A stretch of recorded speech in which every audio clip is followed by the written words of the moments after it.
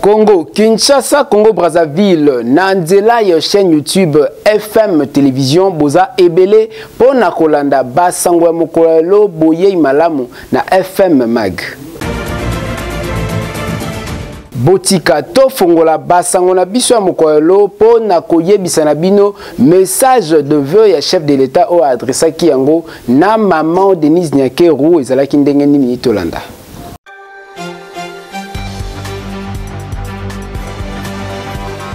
Cette année qui arrive à grands pas sera marquée par plusieurs événements, au nombre desquels il y aura la visite du pape François, l'organisation des Jeux de la francophonie et surtout les élections en fin d'année. Il nous faut la débuter avec sérénité, foi, solidarité, courage, doublé de patriotisme. Alors que nous étions engagés à promouvoir le savoir-vivre et la solidarité pour que nos frères et sœurs sur toute l'étendue du territoire national puissent vivre heureux, des ennemis de la paix et de la concorde se sont de nouveau levés, semant pleurs, morts et désolation sur leur passage. Nous rendons un vibrant hommage aux nôtres qui ont perdu la vie et nous gardons une pensée pour tous nos compatriotes déplacés de guerre qui vont devoir passer les fêtes dans des conditions difficiles. Nkolo abate labino, Mungu abachunge, Nzambi anulama, Mfumu Nzambi kalusue kamboti. Que Dieu bénisse la République démocratique du Congo, son peuple et tous ceux qui l'ont choisi comme leur lieu de résidence. Problème ya inondation zali moko ya ba problème ozali kolobisa na ba bosono, c'est-à-dire na bande kona biso ya ba aveugle o ba monaka te ba telemeli likambo ya inondation ezali causé na construction anarchique depuis ngaba kuna na ONG anga tolanda.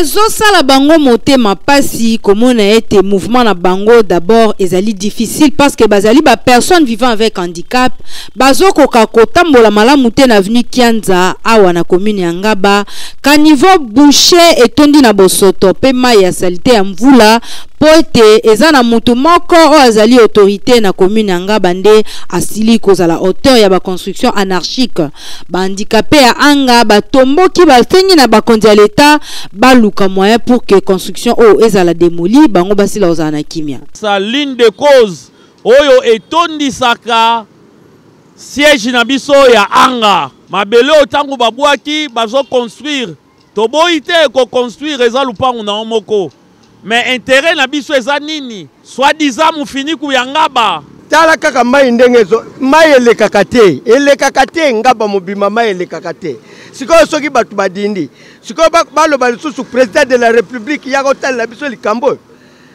yango le modi tozo senga la gouverneur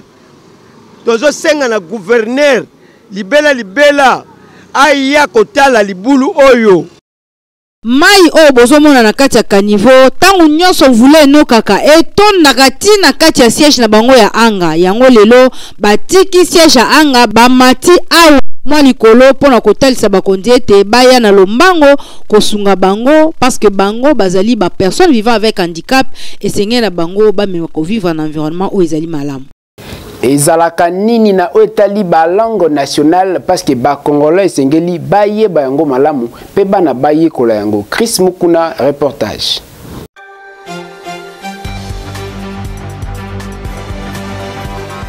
Personnellement, je ne suis pas content du fait que la langue nationale congolaise pona ngai na kozala na esengo te soki lelo babongoli minoko ya mboka na biso na minoko ya bapaya po ete minoko ya mboka na biso na minoko ya bapaya ponga na kosepela mingi ba minoko ya mboka na biso batombola yango bapesa yango lokumu uta na ebandeli na katikati ya bandako to pe ya mabota yango elobamaka mingi et ko permettre à ce que communication ezala topé ba échange d'idées ezala na kati ya famille pote koloba monoko ya mboka ezala kiloko moko ya mutu ya mingi komona ata na quartier ce qui ezali na bato oyo balobaka yango traditionnel. En tout cas, c'est une bonne chose pour moi. J'encourage cela ngai nazali vraiment encourager yango bana esengeli balobaka minoko ya mboka lokola chiluba swahili kikongo pe lingala po ete esengeli koloba minoko yango ntango yiso koleka ba minoko mosusu avec tout congolais. C'est très important lelo bana na biso bayebaka ba langue nationale na biso swahili lingala chiluba na kikongo parce que ces langues là elles ont véhiculé la culture et le peuple na biso ya kala. Il ne faut pas tout couper les racines na biso. Il faut que nos enfants connaissent d'où ils viennent. Parce qu'à travers ces langues-là, bakoyeba ba culture bakoko na bango, bakoyeba ba sagesse na bango ya ba ancêtre na biso. Donc il faut tout ça l'effort. Nonobstant le fait que il faut la connecter dans la langue étrangère sur le plan mondial, il faut la connecter dans le dialecte pour que garder culture na bango. Chef spirituel, il y a ba confession religieuse au ezali bongo mangelesi a sensibiliser qui population peu ba fidèle ya église na ye na o etali ba enrôlement ndenge kaka seni asengaki.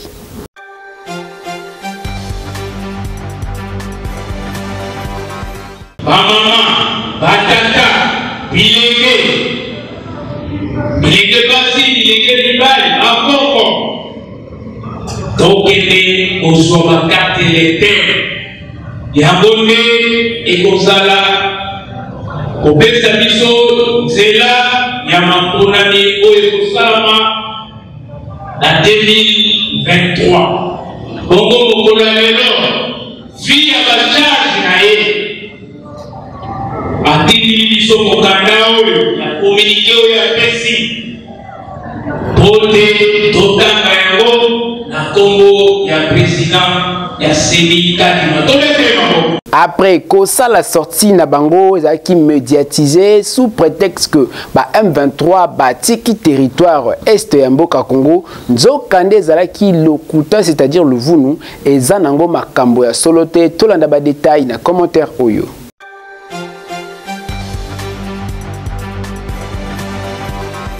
Le général Sylvain Ekenge Oazali, porte-parole et gouverneur militaire ya Nord Kivu, a dénoncé qu'il samedi 24 décembre, na terme clair peu précis, attitude ya ba élément ya M23 oyo basala kinde tikola kisabato na RDC Mobimba pe na Kinshasa ke ba se retirer na ba troupe esika pe ba occupaki. Kasi na maloba na ye atalisaki ke ba M23 bazali kaka ko continuer ba stratégie na bango pour na ko semer terreur pe désolation na mabele ya République démocratique du Congo. Ba forces armées ya République démocratique du Congo bazali ko porter na connaissance ya opinion que désengagement pe annonce avec pompe ya ba terroriste M23 eza soutenu na ba force ya défense ya Rwanda pe ezali lolenge ya kosa la publicité pour na ko distraire ba congolais pe communauté internationale que ba unité nyonso ya M23 ba se désengager na Kibumba au lieu ba regagner na position initiale ya Sabinyo conformément ya ba décision ya ministre sommet à Rwanda ya 28 novembre 2022 bango bazwi kaka position pe direction ko renforcer ba position na bango na Tongo pe na Kishishe kobakisa na Bambu avec intention manifeste ya ko occuper territoire ya Masisi et le baki porte-parole ya armée régulière. Ba affrontement oyezwamaki après-midi ya vendredi 23 décembre entre FRDC na ba terroriste ya M23 na kati ya parc national ya Virunga entre Tongo pe Sake derrière volcan ya Niragongo et démontra qui clairement intention ya ba terroriste M23 ya ko contourner na ba position envie à s'emparer na cité ya Sake oza situé na territoire ya Masisi na 30 km ya ouest ya ville ya Goma. Ba Pierre Tombal et salamaka ndenge nini kaka pona koyeba yango pe koyekola na esika ya ko papa machette ba jeune o na commune ya Lemba ba préféra ko sala ba Pierre Tombal tolanda.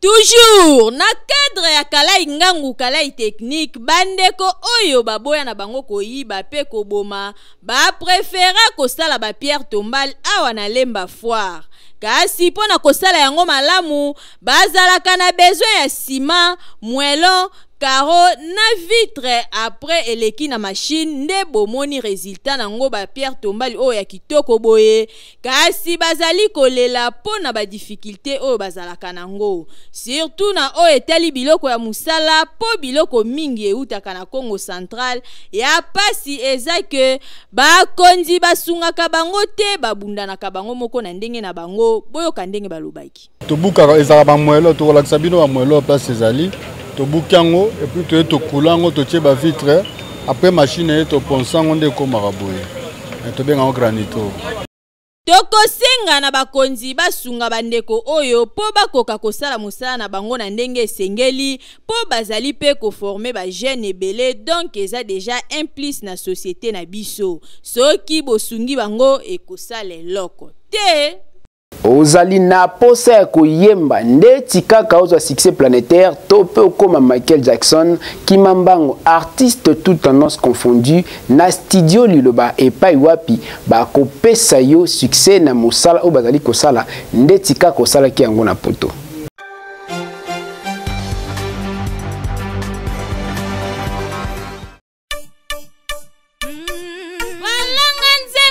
bakolo kunga solution pona bino eye yo mutu ozali na besoin ya kobimisa album single maxi single kimambangu na studio liloba na 14e rue po kuna okokuta biloko ya mopaki c'est-à-dire appareil ya kanda studio liloba ezali na qualité ya kosakana te ebongo bakita ebongo ba micro okokutango esika mosusu te kaka na studio liloba awa soki okoti okoyemba lokola Angelu po awa son erataka kutu te awa tobetaka na biso mopanzi te po nyonso ezali na qualité enregistre album na yo awa ebimi lokola outaki na États-Unis nzoka nde enregistraki yango kaka na ville province ya Kinshasa na 14e rue na studio liloba awa ozali na tante ya kokende kosala mastering libanda po nyonso ezobeta mata na studio liloba obanga na yo na oyo etali prix te a cause ya bapareil sophistiqué oyo ezali awa prix ezali nango abordable ofuti mbongo mukie kasi basaleli yo musala ya qualité oyoki Boki Mambangu na commune ya Limete na 14e rue industrielle numéro 23 na avenue Moulangi oza mobimba akei ezali na ndenge elongo bani oyoki boyebele soins de santé ya qualité ndeti kaka na mikili ya poto esi eyebana adresse semoko centre hospitalier Dominique Lecœur ezali awa pona kosunga bino pe kopesa bino solution na babokono kasi natalo moke ndireka koza na Turquie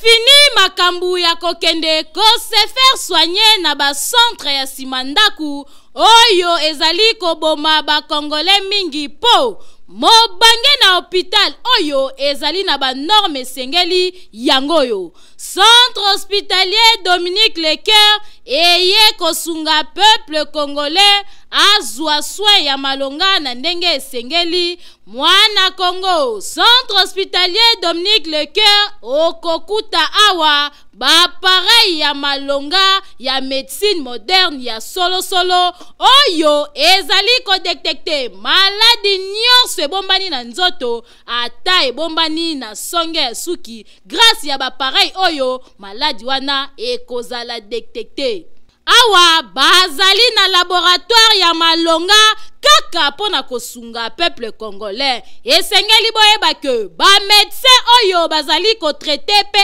awa bazali ba médecin oyo batanga médecine na libanda ya mboka kasi baye kopratike yango awa na République démocratique du Congo pona kosunga bandeko na bango bazwa so ya malonga na ndenge esengeli. Na oyo etali prise en charge bomi tungisama te kokende libanda ya mboka na centre hospitalier Dominique Lecoeur, prise en charge ezali assurée. Et sengeli koyeba lisusu que centre hospitalier Dominique Lecoeur ezali na ba service locaux la chirurgie, maternité, radiologie, kinésithérapie, échographie, endoscopie. Nyonso wana kaka po basunga peuple congolais ba patient na bango bazala bien traité. Na oyo etali cas d'urgence soki obeli na ndaku ozali na possibilité ya kokoma hôpital benga kaka ba numéro oyo po awa ba ambulance ezali bakoya kozwa yo tina ndaku pe babandi ko traité yo na kati ya mutuka ti bokokoma na hôpital.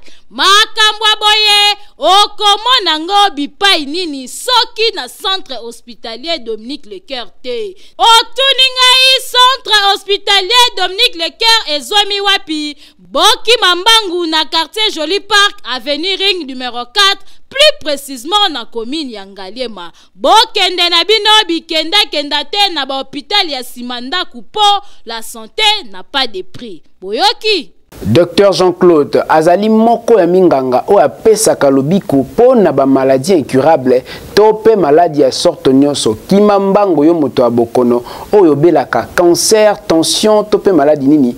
Docteur Jean-Claude azali na solution na ba kisina ya mboka po na kopesa na maladie na yo.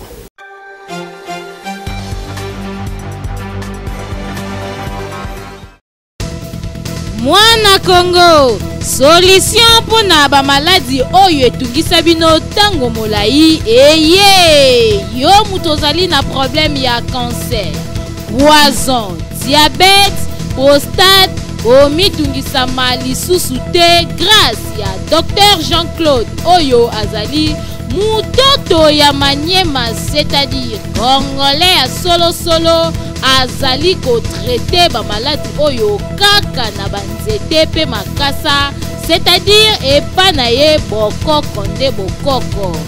Na oyo etali poison azali ko beta yango dada akosalisa yo nanu teste soki osanzi kaka le même jour apesi yo bakisi pe poison epakati atretaka ngo kaka na mokolo moko.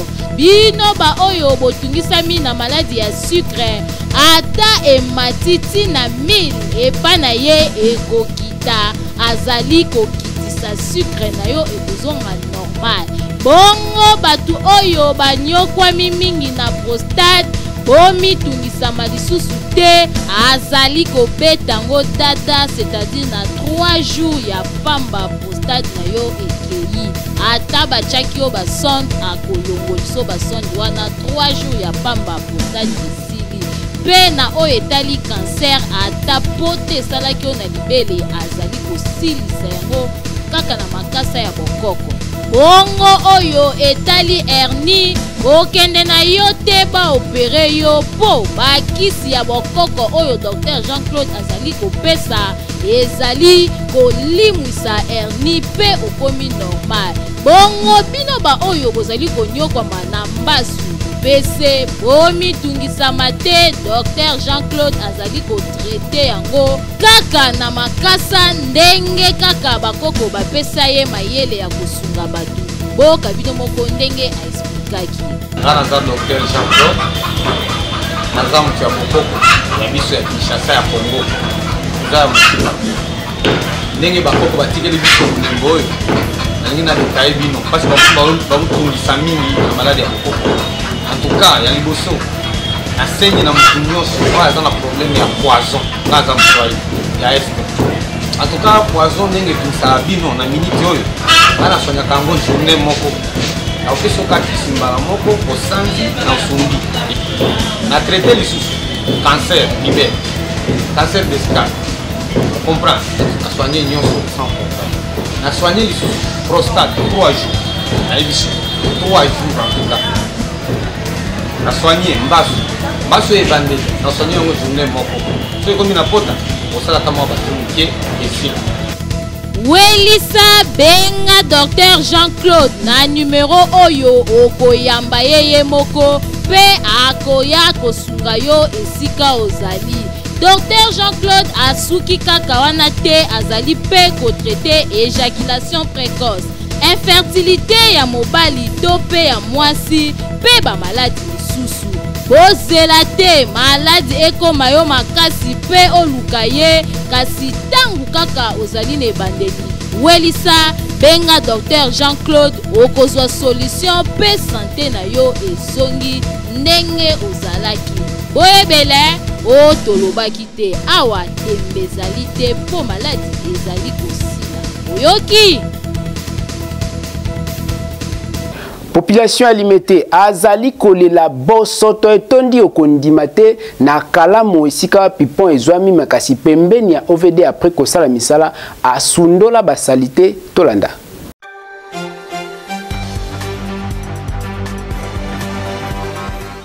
Na cadre ya Kinbo Peto, OVD eyaki kosala misala awa na pont oyo esangisi avenue Militant pe République. Kasi ya pasi ezali ke tangu bakiraki mai oyo bazwi basalite nyonso batiki yango pembeni bino moko botala ndenge bifunda ya basalite etondi awa oyo ezali kosala pasi na population boka ndenge balubaki. La police ezaka wana bandimi salite ezala liboso na bango letanga eza ndenge nini baosa eloko moko te ifale bango batelemela babenga OVD balongola salito batiki salite vala tokende siko 1 mois mosu pe yango wana esika biso toteka tala na preuve nini cadre ya kula poto mobimba ekwe eza na na poti na nga ndako tokomiso tolekisa bana tozwize te totomboli mwana facilité akota na kati ya ndako. OVD motabuka ki poto atiki kaka boya akei mwatombola poto ya bonga kulezonge tokufa lokwa bata selemba bakufaki. OVD azosala musala te. OVD zaka soka zimbongo bakonzi ba fini yango na kata ba poche esili soki OVD ye akomi ko déranger population na ba projet kaka ya kobuka bango po ba. En tout cas, bakonzi oyo ezali mabe makasi ya kosalaka misala inacheve boye awa ko tozali na ba periode ya mvula ya makasi ezali kobeta basalite oyo nyonso abobimisaki ekoya kozonga pamba na kati na mai pe mai oyo ekotonda lisusu na bosoto pe nani azali kozala victime ezali kaka population boya kolongo oyo maladi oyo yakana pepe zongi kitoko te. Avenue Kasavubu pe Oshwe ezali na état ya kobeba okozwa idetende tikaka balobaka état ya délabrement très avancé to ebite na tango ya bamvula oyo ekokoma ndenge nini kasi ba population ba sengi kaka na ba autorité basala eloko po sinote avenue wana ekolimwa.